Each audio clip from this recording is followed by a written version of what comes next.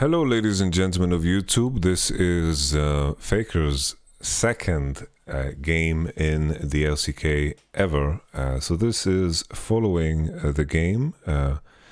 Spoiler alert, if you haven't watched the first game, which is also reviewed and watched on this channel.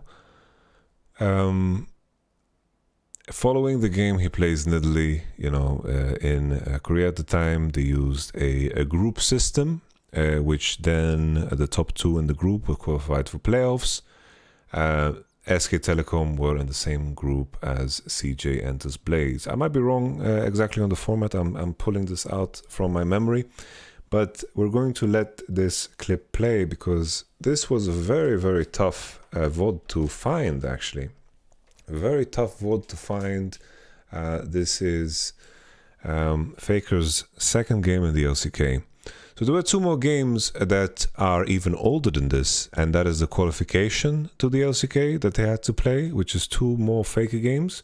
I believe they played against a team called Beggars, which is something that maybe we can look at in the future, but I think this is a good follow-up to the first game in the LCK by Faker. So I'm not going to be rewinding, I'm not going to be too crazy when it comes to, what I'm going to say and so forth, because I think it's important to just let the VOD play too, and we just, watch it together. This is a game that I haven't seen in a long time, but I have very fond memories of this game. I remember seeing it live. Of course, not in person, but on the internet.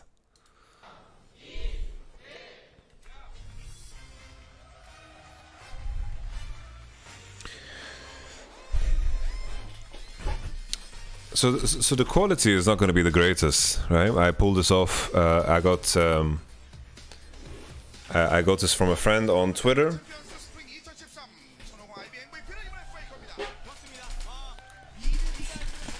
It's very, very nostalgic.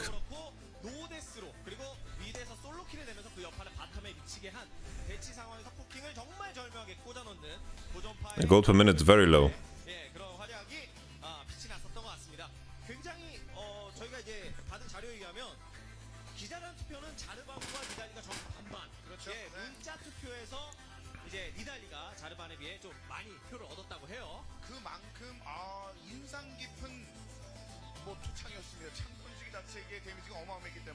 Young Faker.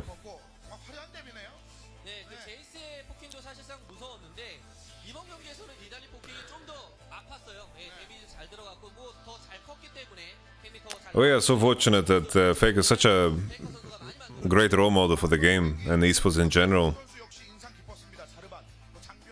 Captain Jack.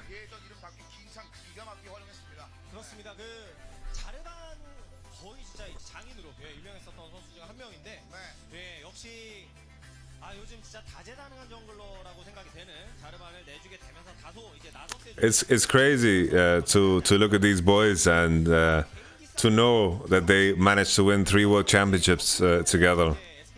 There's Flame, one of the most handsome players to ever grace the game. Look at this man, he could be in some pop group.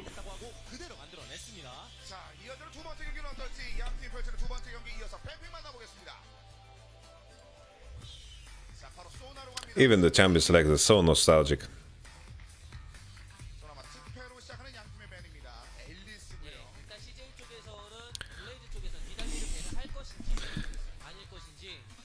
Faker's Faye was even famous already back then.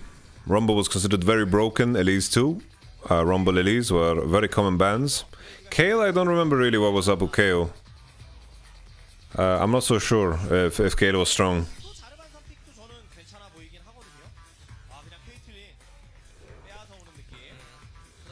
The previous game, Piglet already played Caitlyn.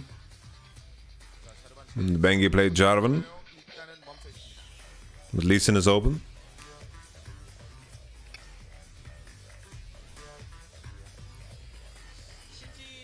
You can see the whole draft structure was also very different. People were begging over and over again for more bans to be implemented, and that those addition of those 2 additional bans and putting them later in the draft phase created a lot of variance and also promoted a lot of different, you know, champions to be played. So basically, in the past, you could get away with being a 3-trick or 4-trick, you know, but now not so much. We have the Fiddlesticks blind, it's the Lulu. So the roster, if you can't read it, I'm just going to lower the music just a little bit. So the roster, if you can't read it, this is Impact, Bengi, Faker, Piglet, Pumandu, Flame, Helios, Ambition, Captain Jack, and Lust Boy. It was funny back then, a metric as to measuring how good a mid laner was. One of the metrics that you actually looked at was how well you cleared jungle camps, because that's half of your job. Half of your job is like making sure that the Raptors and Wolves are always dead. So you could see people playing Anivia with blue buff could clear jungle camps. Diana is a good one. People played a lot of Karthus. Like Karthus is a champ that was banned a lot due to this reason. You guys can think back of the memories of Frogan playing Karthus and reaching crazy CS numbers. This was, you know, during that era. Even though Frogan, I think, his most famous games of Karthus were more in Season 2. There was like the Dream Hack against Gambit. There was like an Anivia game that went 80 minutes and so forth.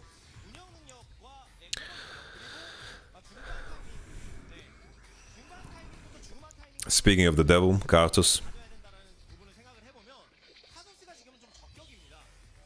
Each little raptor counted as a minion too, and the experience structure of what you gained was very different. So Impact was very famous for his Jax, with his Cannon. Flame was one of the best Rumble players. Cannon was, Aurelia was a very good counter into Cannon, but I don't think it was picked here. Let's see if I remember correctly.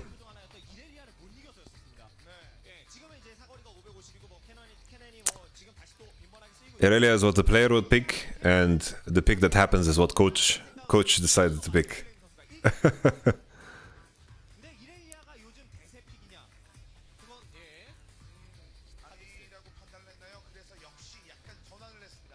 Yeah, Kha'Zix was also a very high tier back then. This was back when I was still a pro player, and Kha'Zix W was insanely broken. So this is during the time where I played my first LCS split as the top laner of Dragonborns, and Kha'Zix with W max, like you could lane anything because you just one shot the wave. Your W applied your passive, which made it insanely broken. Very strong. Lee Sin is a champion that's very good into Jarvan, naturally, because you have many dashes. Anything that throw dashes are champions that do very well into Jarvan. Like SKT came in with a new idea of how to draft. You know, I liked both of the drafts in the 2 games. Because already now, you see a Karthus. Karthus is playing against Diana and Jarvan. Already 2 targets that want to commit all the way in, and Karthus loves it, you know? Karthus is very happy in those situations. It's the same thing for Fiddlesticks, right?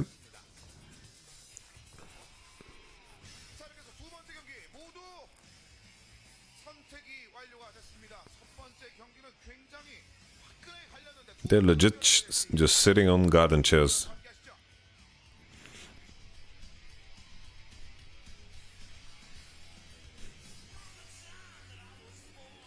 It's crazy with the music choice. This is brilliant. I love it. It's even SKT T1 2. Yeah, this is their second team, so they had 2 teams. CJ Entus also had 2 teams. They had CJ Frost and Blaze.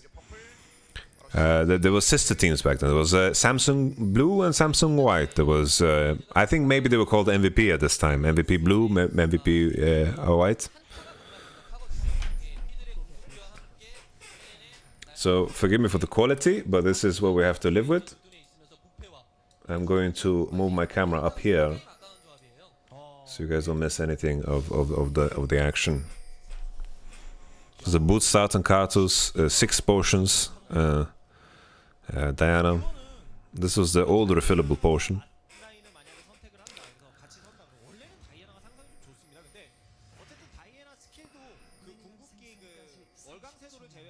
Yeah, Ozone was the sponsorship, right?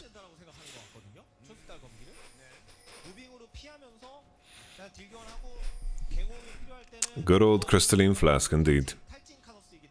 So Cannon starting with Elixir of Fortitude, which was also a very common start, where you just use it and leverage that early 250 gold that you spend on it to get as much as possible out of it. And supports, you just started full ward inventory, placed many of them level 1 already, and to just make sure that everyone's safe. Because there were so many options as to how you could gank with jungle, where junglers straight up just did 2 camps and then started ganking everywhere.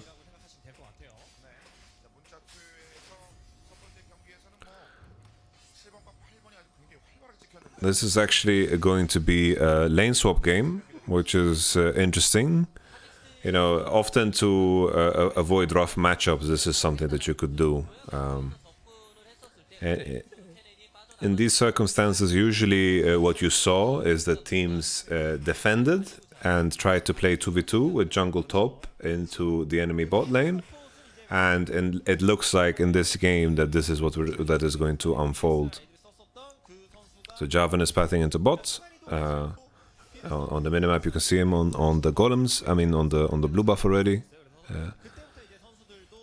And it is going to be just a mismatch.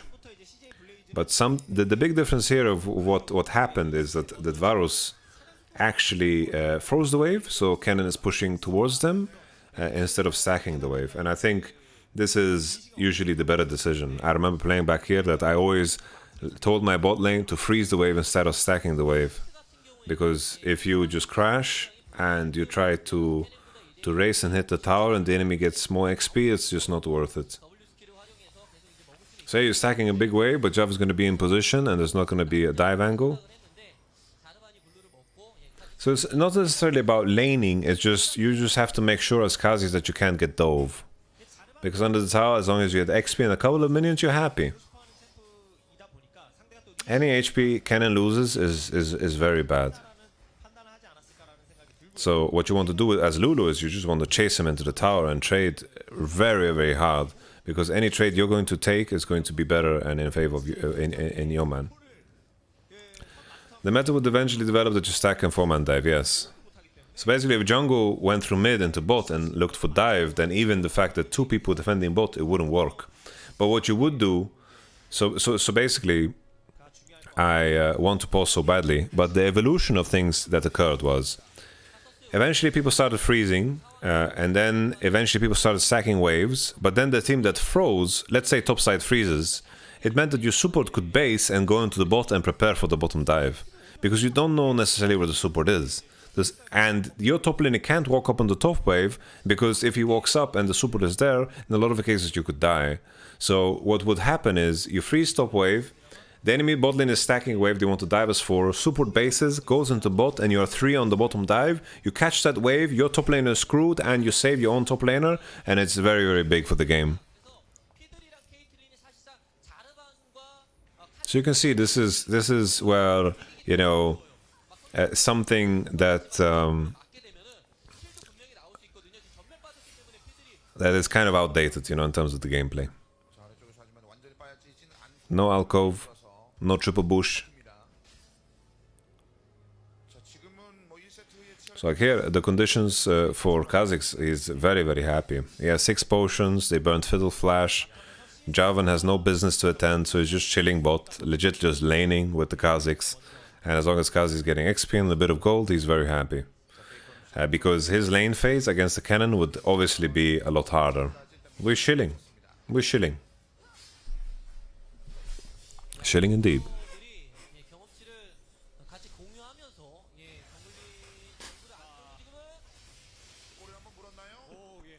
Yeah, good flash here, because if the Q lands, then GG. It's all about looking for those all-in windows and remaining healthy.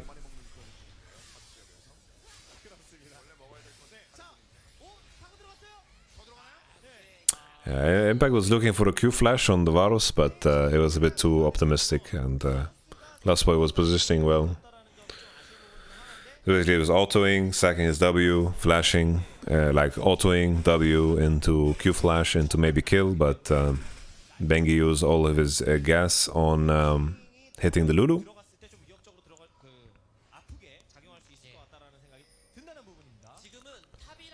And the conditions of both top laners is relatively similar. Cannon is a little bit better off, he got a little bit more minions. Because it's easier, of course, for him under the tower to last hit minions with his Q and so forth without losing his entire HP bar. But keep in mind as well, he spent 250 gold on an elixir, so that's gold, that's disappearing from the earth. Like I said, Karthus is already clearing jungle camps. He's chilling. His ult is ready to go. It's also like Karthus was so much more dangerous back then because top lane is running Ignite. The range of finding kill is so easy to achieve.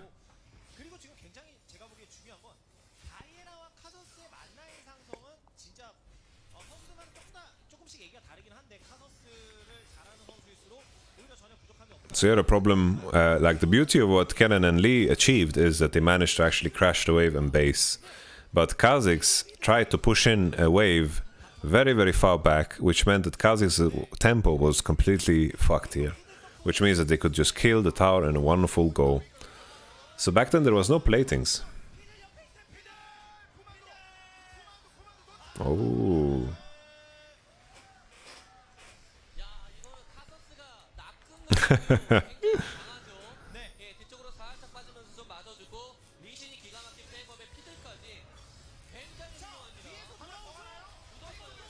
Wow. Very big for the game. Really good read by Bengi to be there on time. But also like EQing in on the Karthus like that is not the greatest. Oh, a lot of actions. But just because Kha'Zix didn't base, they managed to get the full bot tower in one go.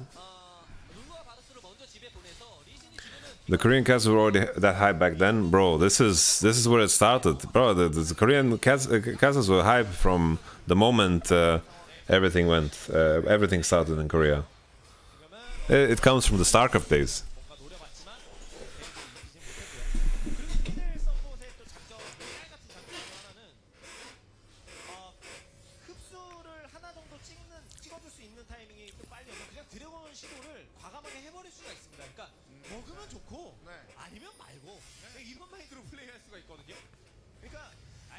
So Cannon dying is definitely very bad for the game.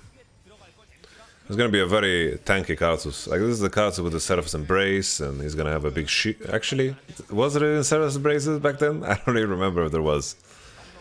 I think there was, because Muramana was a thing. I think Archangel Staff turned into Seraph's Embrace already at this point in time.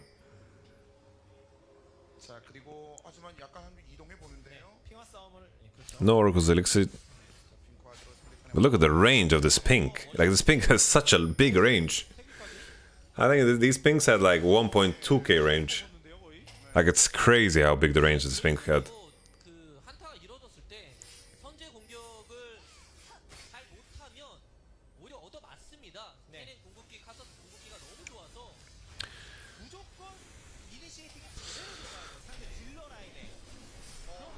You could also see like how much slower gold generation was back then.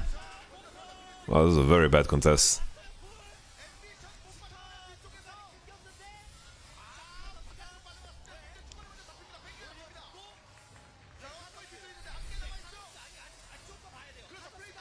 Wow.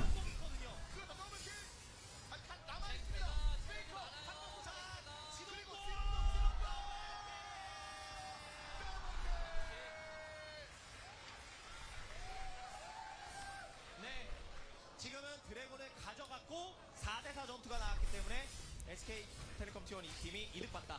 예. 그리고 바텀 CS라든지 탑 CS를 놓치는 부분이 생겼을 Oh, he's dead. 이게 바로 템핀 잭이죠. 와, That's really cool. 대단한 부분이 있는 게 이 전격에도 그렇고 It's crazy. Like this fight occurred in a moment. I like looking at the items. Like no one had items. Literally, had no one had items. Like items was just not a thing at 10-minute mark. Like everyone had so much gold in their inventory, and it was true for both sides. 와, 좀 전에 그 원딜과의 싸움에서 또 승리를 잭패가 가져왔고 다행히도 바텀과 뭐 탑 Was this when Phantom Dancer had dodge? I don't think it had dodge anymore. 잘 먹었어요. I think it was this season that dodge was reworked, season 3. 카더스가 키를 굉장히 잘 먹은 데다가 영겁의 지팡이가 빨리 나왔기 때문에 I might be remembering it wrong though. 다시 한번 싸우자라고 아마 콜이 서로 오고 하지 않았을까 싶고 The good old stick indeed. 카직스 미드 다이에 Brutalizer. 자르반류의 이런 완전 돌진하는 챔프 위주의 구성은 정말 확실히 궁극기 의존도가 높지 않다 보니까 자주 싸워야 됩니다. 그러니까 상대 궁극기의 공백 타이밍을 노려서 싸워줘야 돼요. 그리고 또 Like the junglers, I think Tabi still had dodge. I think it got reworked at a similar timing. 수 있는 정말 기가 막힌 타이밍이 올 거고 그 타이밍을 잘 잡아야 될 것 같거든요. So Lee and Jarvan. So Lee is currently 32 CS and Jarvan is 34. 네, 다이애나가 CS And both mid laners are farming a lot. 압박을 막 넣으면서 Like they are farming a lot for the context of the game, but not generally speaking a lot. T1 이 팀은 지금 좀 I wish we had a replay of the Drake fight. 있었지만 글로벌 골드 차이 별로 안 나고 한타 This was 2013. 모두 다 종합해 봤을 때 CJ 블레이즈가 가지고 있는 조합도 굉장히 좋아요. 특히나 카직스가 있습니다.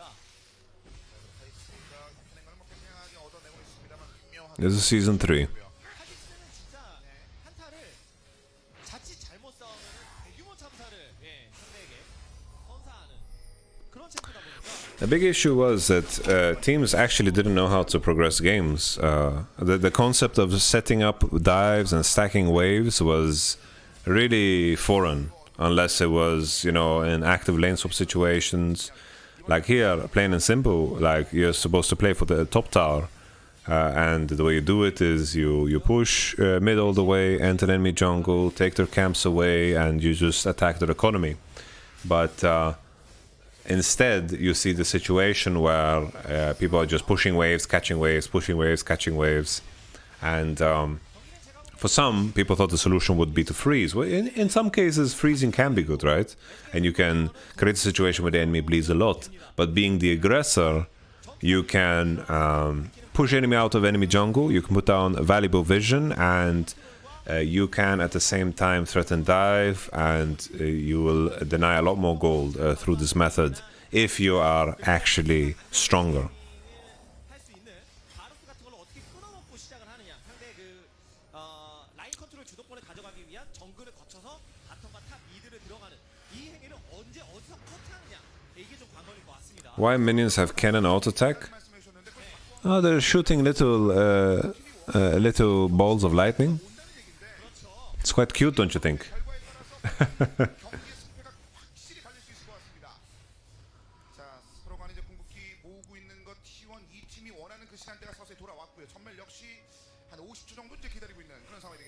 블레이즈가 탑이랑 보세 라인을 잘 밀어넣어서 So this was a very common thing for SKT. Like they sacrifice a lot of minions pursuing simplicity. So for example, the top wave is slow pushing out towards CJ, and eventually you're gonna see CJ just catching that wave.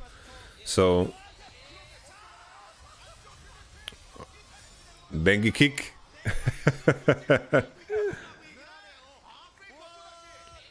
Bengi kick.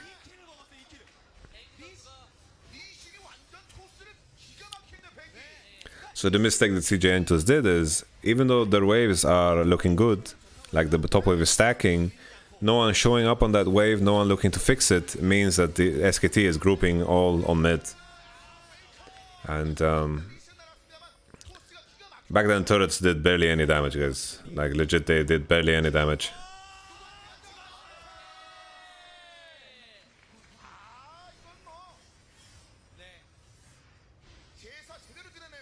Yeah, those were removed in pre-season 2, yes.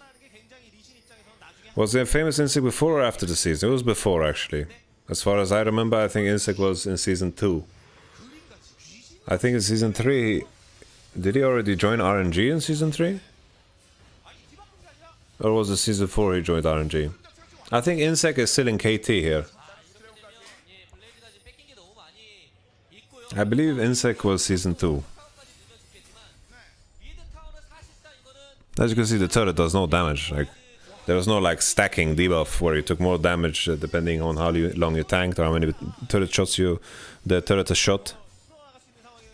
Nothing like that.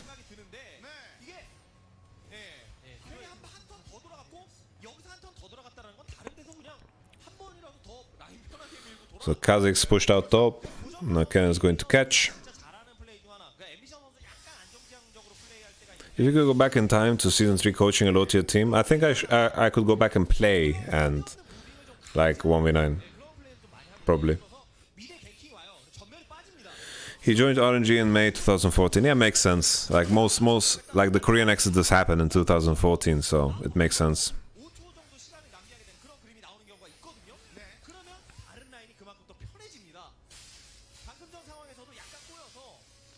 Like at this point, I don't really know how they can really deal with the Karthus. Oh, there was no Seraph. Look at that. Archangel. Looked like a golden little nipple. There's no Seraph's Embrace. So just AP stat stick with mana on it.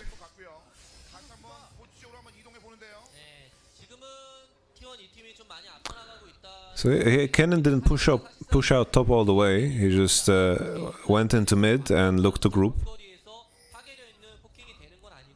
It's just the same pattern for this SKT roster always. Is like they are looking for situations where they can group as 5, because in their mind, if the group is 5, good things happen. You know, they have tools to start a fight, and the enemy can't look to engage on fight, and those minions are not gonna matter in the long run. Because look, they are just legit grouping and they're playing like a death ball.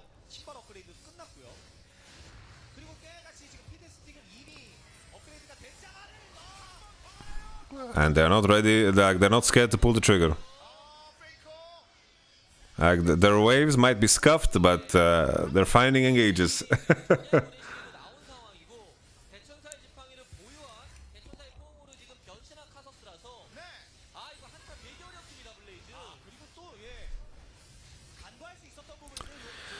Not a big fan of like the Abyssal Scepter here is fine because the MR is kind of needed, but you don't have any teammates that are going to benefit from the actual like AoE magic resistance reduction. So you could maybe be better off buying different items than Diana, but I also remember that Abyssal Scepter was really fucking broken. So that's something that I talked about, right? The Kha'Zix just one-shotting the wave with W, you could see it. The whole wave just died. It's pretty crazy. 44 CS Leeson.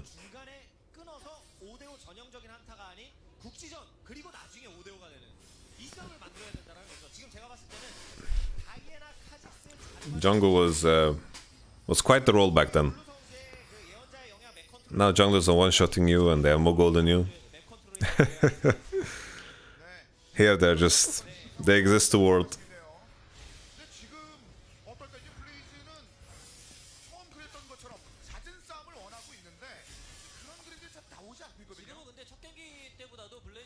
I like the blue giveaway to Cannon. Like Energy Champions with blue buff is severely underrated. Actually, it turns into Seraph's Embrace. They just didn't change the logo of Archangel. That's why I was surprised. I thought Seraph's Embrace came in the same time as Muramana, and it turned out I was right. I believe this is the BT that's stacked to 180.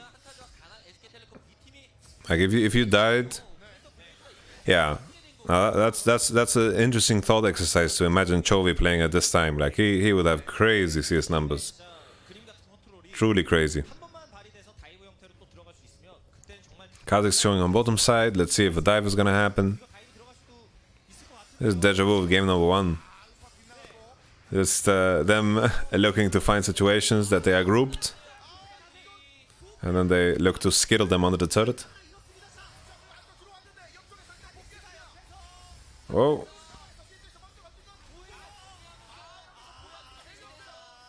Karthus is still alive because of Seraphs. Only the spectator is terrible.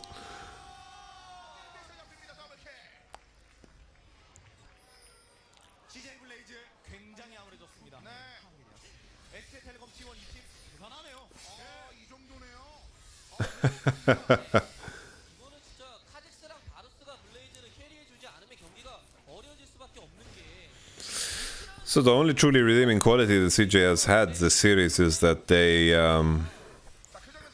were slightly better at farming sides, but at the same time not. Because when, for example here, Flame was catching bot, they postured so aggressively, lost a lot of HP, and then they looked for the engage, and Kha'Zix's timing was not the greatest here. And then look at that Seraph's Embrace pop here from Karthus. Pretty damn good.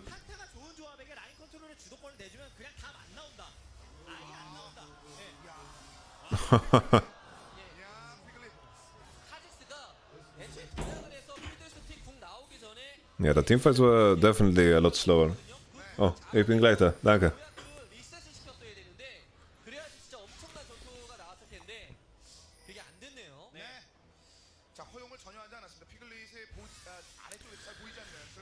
I have to eat food after this one.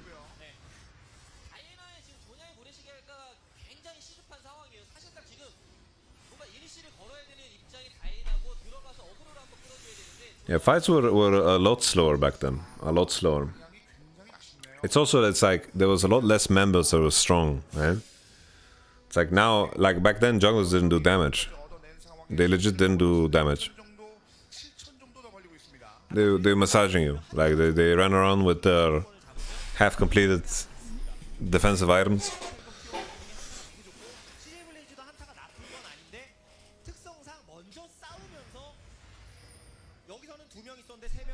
Is it only me that can understand what champ is doing well?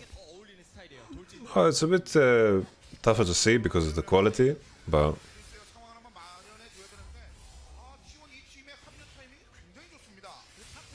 it's also, for those who don't know, like Diana was reworked. Like here, her ultimate is the dash, and her E is the knockup.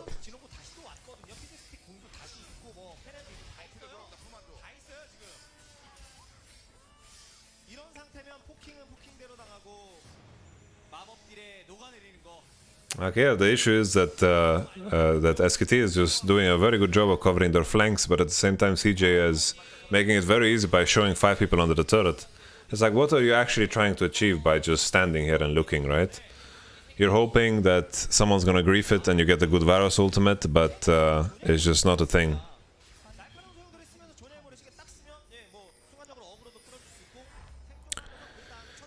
So a very common decision in League would be that you would give up this tower in order to gain some kind of advantage on the other side of the map. But instead, you can see this trend of CJ just following around and looking at what SKT is doing, right?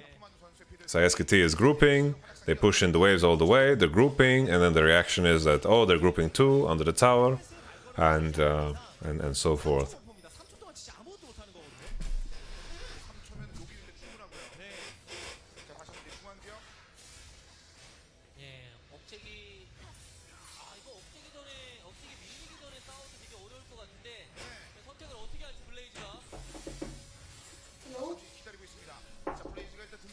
Angel, I'm busy right now. Yeah, I know.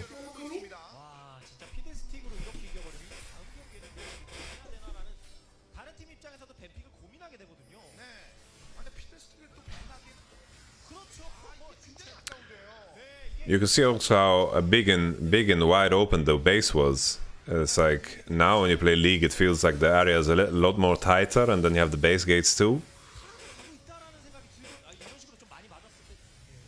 But of course, the whole change of how the map looked like also made the map a little bit bigger and like smaller in some areas. Good night, Windswood.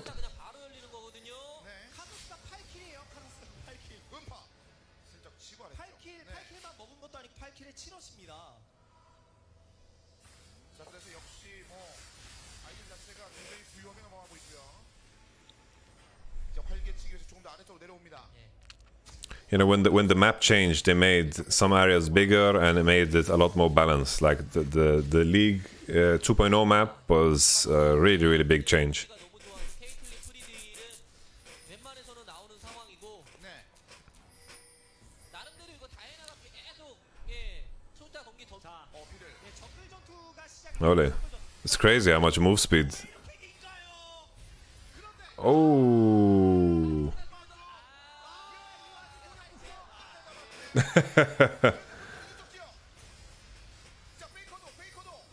Look how tanky this Karthus is with his Road of Ages. Road of Ages, depending on how much mana you spend, the more HP you get back. 가르바니 혼자 카서스한테 얻어맞추고 예, 나쁜 건 아니었습니다. 지금 시나리오가 블레이즈 쪽에서 나올 뻔했어요. 근데 기본적인 활용 We have about a 9,000 gold advantage. Road of Ages was a beautiful, gorgeous item. I miss it. Like, the turrets did no fucking damage back then. Like, look at this tower. Like, it's just giving out massages. I gave a lot of fucking gold though. 거기서 사실 피드스틱 그러니까 푸만두 선수도 돌아왔으면 안 죽는 건데 괜히 다시 돌아가다가 죽었어요. 예, 토킹 사거리를 살짝 벗어날 수 있었다고 보는데 그럼에도 불구하고 바텀에서 만들어진 전투 장판전 Oracle's on. 정글에서 효율이 극대화됩니다. Home guards is being bought. So you can see the little icon that they have on their shoes. 나바돈의 죽음의 보좌까지 보유한 상황이라서 시간이 흐르면 흐를수록 네. 블레이즈가 어려워지고 있습니다. 힐세트의 가능성보다 좀 더 Death cap is finished. This Karthus is an absolute monster. 계속 이렇게 흘러가나요? 그러니까 1세트가 This is when before people realized how broken voice stuff is. The Korean teams didn't like doing too much math on their builds. 끌어주는 거 말고는 사실 But both upgrades are definitely very nostalgic. 끌어주기에는 성공했는데 Phantom Dancer, Blade Ruin King with the active that did percentage damage and stole move speed. Yeah, the Aegis of the Legion that gave everyone MR on your team. That's why I like voice stuff, like why I bring up voice stuff, because like this Aegis gave so much stats. Oh, what a shed. 또 이니시에이팅은 거꾸로 당한 거나 다름없거든요. 조냐 써보지만 생명 연장이 남이 나옵니다. 그렇죠. 그리고 위쪽까지 다시 한번 위로 올라갑니다. 플레임이 잠깐 막아보고 Karthus has no ult. 파괴 막기 어렵습니다. The inhib looks so tiny too, like it's adorable, this inhib. 억제기가 파괴됐고요. I believe this was before they implemented that AP scalings give you damage on towers and structures. But I'm not entirely sure. Because that's also something that they implemented later, because in the past you couldn't split push with AP champs. 근처에 와드 지우고 룰루의 무빙이 강제될 수밖에 없습니다. 룰루는 그 지역에 와드를 지우고 무조건 와드를 설치해야 되거든요. 네. 그런데 그러다가 꼭 끊겨요. 그렇게 될 수밖에 없습니다. 지금 무조건 한타를 강제 당할 수밖에. 네, 룰루가 외로운 길을 걸어야 되는 그런 상황인데. 그렇습니다. 자, 그만큼 이 시야 확보가 Yeah, the game is very different. Look at Nash. That's one ugly thing. 역시 이동합니다. It's crazy how ugly it is. 자, 그리고 But it has a charm to it. I kind of like it. 룰루 어려운 길 러스트보이가 일단 바깥쪽으로 돌아왔고요. 네. The castles are talking about the builds that are completed. 굉장히 여유로웠죠. 골템을 일찌감치 갖춰놓은 상황이었었기 때문에 체력적인 측면에서 피드스틱이 더 이상 호수아비 느낌이 아닌데요. 지금 I believe this physics is buying Warmog's armor, but I'm not entirely sure of what the recipe was. We'll just have to wait and see. 점화석을 가는 건 뭐 강철의 솔라리 펜던트도 물론 유용한 선택이 될 수 있겠습니다만 네. 네.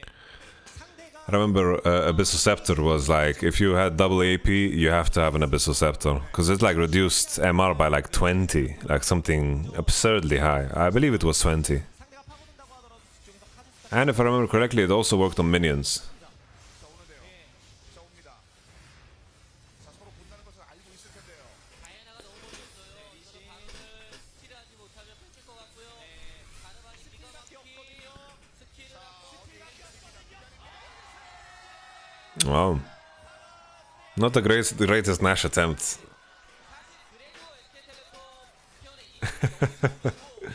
So you can see that finesse, you know. This is like an XL Esports Nash in season 10.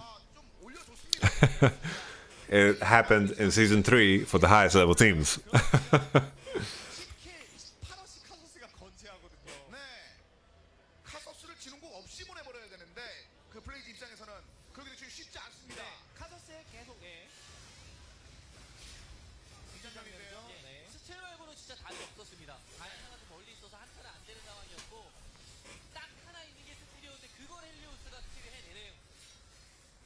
그 젤리오스 오늘 뭐 자르반이 Javan just sneaks in like that. 강타를 활용해서 귀신 같은 거 I'm honestly trying to remember how much smite damage did back then, but I can't recall. 자 이렇게 되면은 역시 블레이즈 Javan just casually buying a refillable and Doran's shield at this stage in the game instead of wards. Not sure what's up with that. 직발 데미지 그러니까 무킹이라고 불리는 폭발적인 데미지를 갖는 그런 스킬 같은 느낌이라기보다는 도트 같은 그러니까 시간에 걸쳐서 조금씩 데미지를 주는 그런 느낌의 버프예요. 그러니까 Oh, Shirley's finished. That's what the Kindle Gem was for. I forgot. 그러니까 아예 대놓고 아주 비싼 It's the best item to transition into because you have Philosopher's Stone. 준 하위 코어템 그러니까 체력과 그 공격력과 주문력이 올라가니까요. 네, I believe Smite scaled with level. Wait, was that? I just have to rewind real quick. Was that Rich from H to K? 그 공격력과 No, it wasn't. Sorry, guys. I thought it was Rich from H to K. I was like, what's he doing there?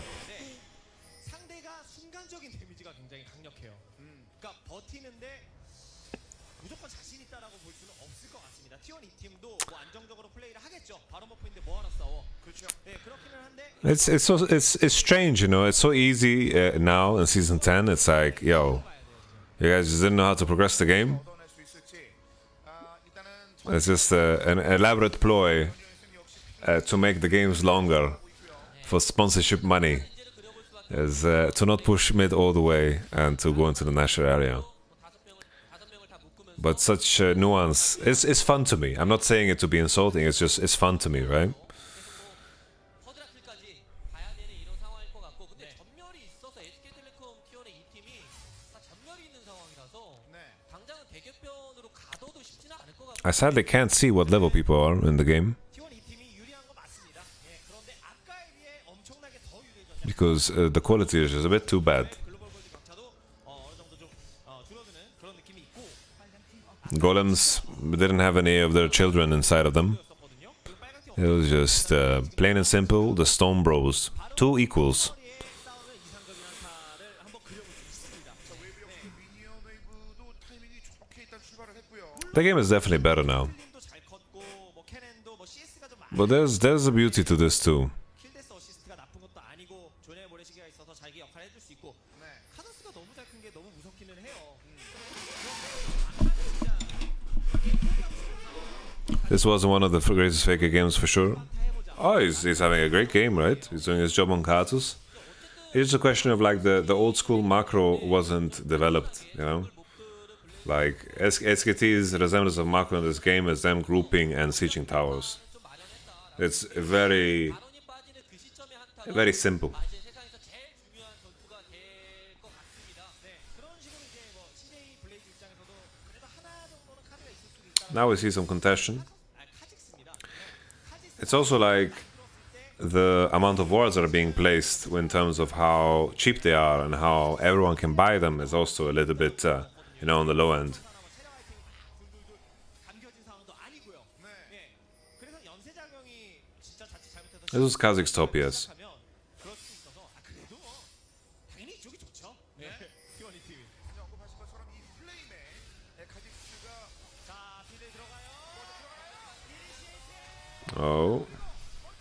No cleanse on Varus, he's dead. GG. 완벽한 한타네요. 빠져나가지 못합니다. 그대로 잡아냅니다. 억제기 다시 한번 미드쪽 밀어내고 있는 상황. 플레이도 뒤쪽으로 빠져나가기 급급합니다. 와, SK 이 팀 이 정도였나요? 네. 와, 굉장하네요. 이번 경기도. 오지도 못합니다. 그쵸, 오지도 못합니다. Farming damage done. 이노 치료공을 편하게 쓸 수 있을 정도는 왜냐면 넥서스가 또 앞에 있으니까요.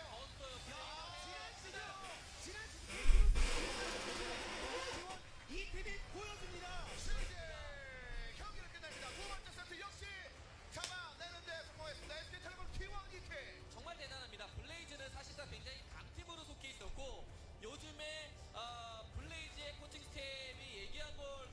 Look at Koma. What a gangster. 강해졌다라는 평가를 내리고 있는 지금 현 상황이었습니다. 근데 SK Koma is just looks like a complete different man. 이 팀이 사실 창단한 지 얼마 안 됐는데 물론 지금 화면에 보였던 김정규 코치의 힘도 굉장히 컸겠지만 선수들의 기량이 너무 놀랐습니다. 감독이 내용을 알릴지 몰랐고 이번 진짜 스프링 시즌 진짜 너무 놀랐습니다. 낮은 소드도 개막전에서 무너지더니 강팀으로 평가하면 블레이즈도 2대0으로 압살당했어요. 아, 사실 그 T1 이 팀 같은 느낌은 단단한 화살이 5개 있는 느낌이었는데 그것이 뭉쳐지느냐 안 뭉쳐지느냐에 따라서 부러질 수도 있고 부러지지 않을 수도 있었습니다. All right. You know, this series was very significant because like CJ Blaze was considered, you know, like a top dog. Like they had, you know, coming in from the previous season, they had the team with the big names, you know, and this is the solo queue also put together with, you know, people who could imagine some of the potential, but to start off with a 2-0 against CJ and Blaze was definitely, you know, the best way you could start off. And Faker had 2 very big statement games. You know, the Karthus game, a lot of things went right for him. And honestly, Pumandu and Bengi played really fucking good too. I think that, you know, these 2 games that I watched, the brilliance of Bengi is definitely shining through. You know, he's doing so much. And Helios definitely got hard out jungled. So it's going to be fun as we go on to this journey of looking at all Faker's games. We're going to also see, you know, the importance of Bengi as a player. But we most likely won't look at every single game, but I think the first initial seasons, there are some gems there that, you know, maybe we don't know about. It's like the first year of Faker, I think all of those games we can look at because the seasons are relatively short. But all in all, that's it for me today. I'm going to go eat food with the family. I'll catch you guys on another time. If you sneeze during this video, bless you and bless your face. I'll catch you guys on the flippity flop. Bye-bye.